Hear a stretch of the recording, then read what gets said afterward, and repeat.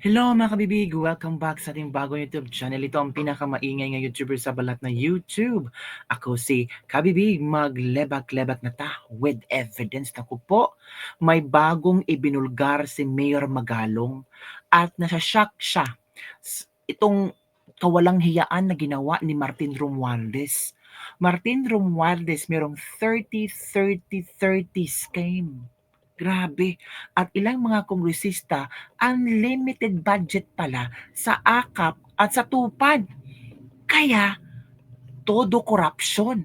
Mas malusog pa at busog ang kanilang bulsa kumpara sa kanilang ipinamimigay sa bayan ng Pilipino.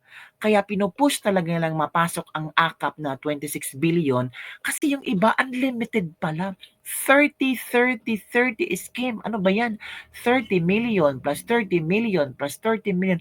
90 million ang ibibigay ni Martin Romualdez.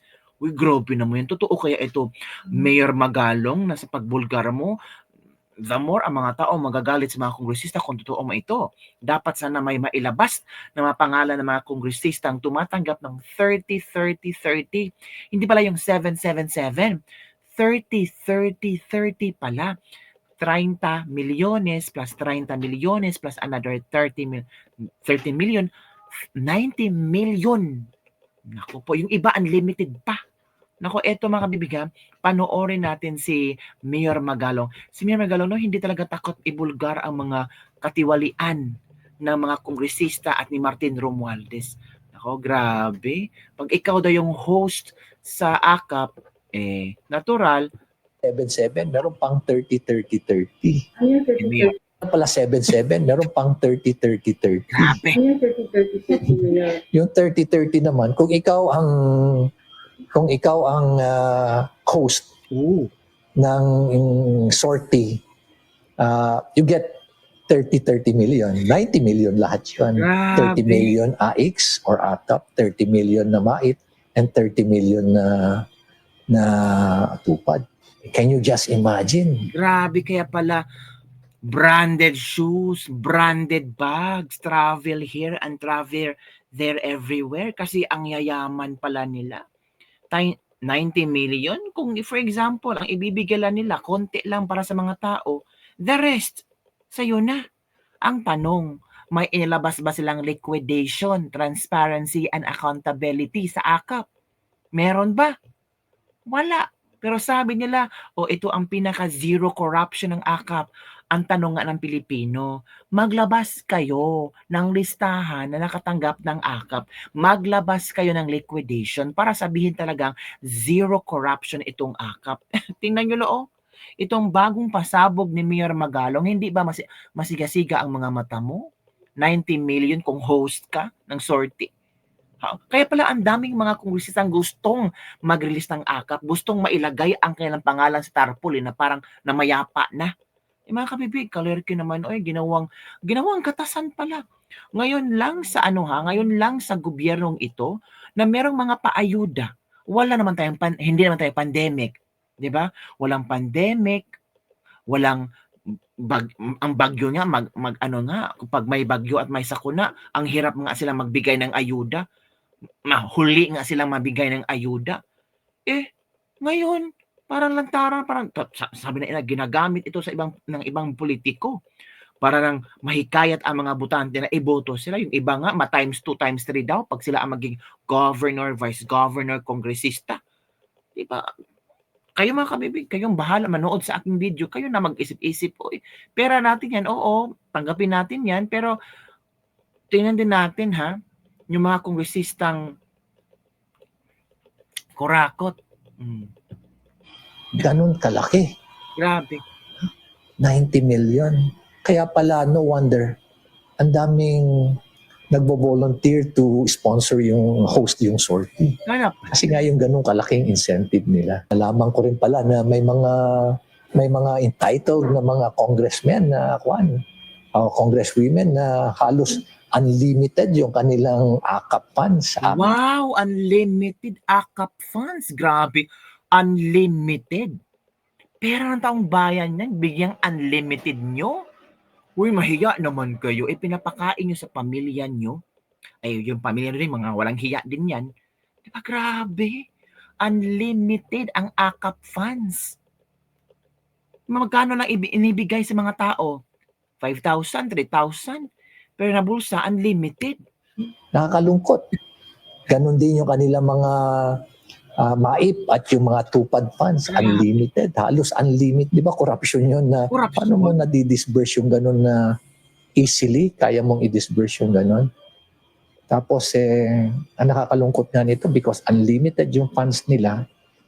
So in short, yung mga ninakaw nila sa porsyento nila at yung mga nakuha pa nila sa profit dahil sila na yung contractor at sila pa yung supplier, hindi pa pala nila na ilalabas. Grabe. Intact pa yun. Dahil ang ipinapamigay na lang nila muna, itong mga ayuda na nakukuha nila. Yung MAIP pa pala, meron pang anomaly dyan. Yung ibang MAIP na pondo, ang ginagawa nila yan, ginagawa nilang medical mission, yung funding na yan. Ooh. At doon sa medical mission na yan, i-jack up nila yung price ng medicine at yung services nila para may rebate. Kaya babalik doon sa politiko.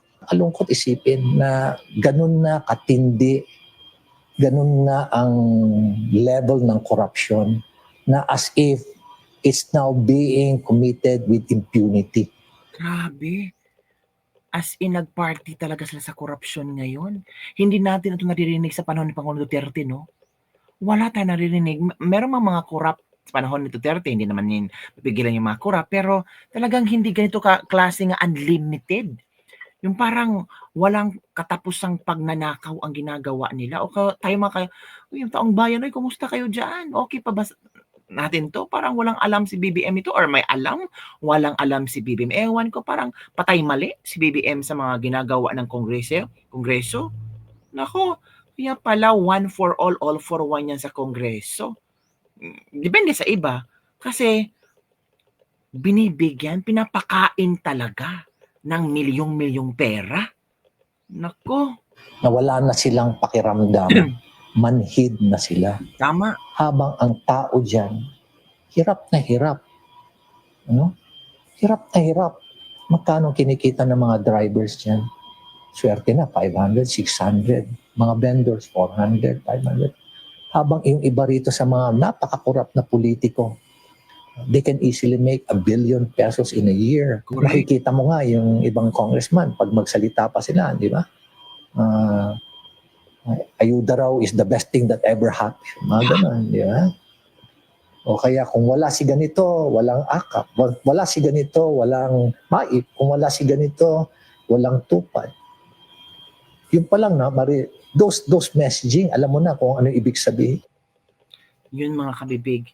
Yun ang pasabog ni Mayor Magalong. And I'm sure si Mayor Magalong, kung may pasabog, of course, may reliable resources or person na nagsasabi niya. Di ba mga kabibig? Yung mga politikong hindi nabigyan ng 30-30 scheme, yung hindi sumusunod sa gusto ni Tambaluslos. Yung mga kabibig, nakakahiya. Meron tayong mga politikong ganito. Tapos kung makaharap sa publiko, mga paawa effect, yung mukha parang hindi makabasag plato, pero yung bulsa busog na busog. Naku, anong gagawin natin itong mga kabibig? Ewan ko sa inyo. Yung iba kasi parang hinayaan na lang nila na maggastuhin or maging magnanakaw or kurakot ang mga politiko. Sabi nila, hayaan na lang yan kasi mga ilang taon na yung uupo. Hayaan natin. Pero tayo ang nagsasuffer. Tayo ang nagsasakripisyo. Hanggang kailan tayo magsasakripisyo? Kasi malapit na ang 2028. Aalas din yan. Si VP Sara ng tatak. Hindi ganun. Kasi hanggang 2028, ilang taon pa yan. Hanggang mabankrupt ang Pilipinas.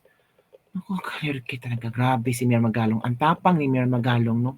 Hindi siya natatakot ba na ibulgar itong mga kawalang hiyaang ginagawa ng mga politiko? Na parang nagparty talaga ang mga politiko ngayon. Parang ito yung fiesta nila na nakaupo si BBM. Nasaan na yung mga pangako ni BBM? Wala na eh. Pag upo pa lang yung yung tawag dito, simula na yung gold reserve ng Pilipinas, ibinenta na lahat. 'Di ba? Kung magkaroon ng pandemya, anong magagamit natin? Wala. Makakatulong ba yung AKAP? Nako, lalong maraming korupsyon na nangyari. So yun ang kabibigang ating latest libag-libag for today. Don't forget to like, subscribe, and share this video para sa mas trending nyo sa ating pag-uusapan. Bye everyone. See you next time. Lord, na. Grabe.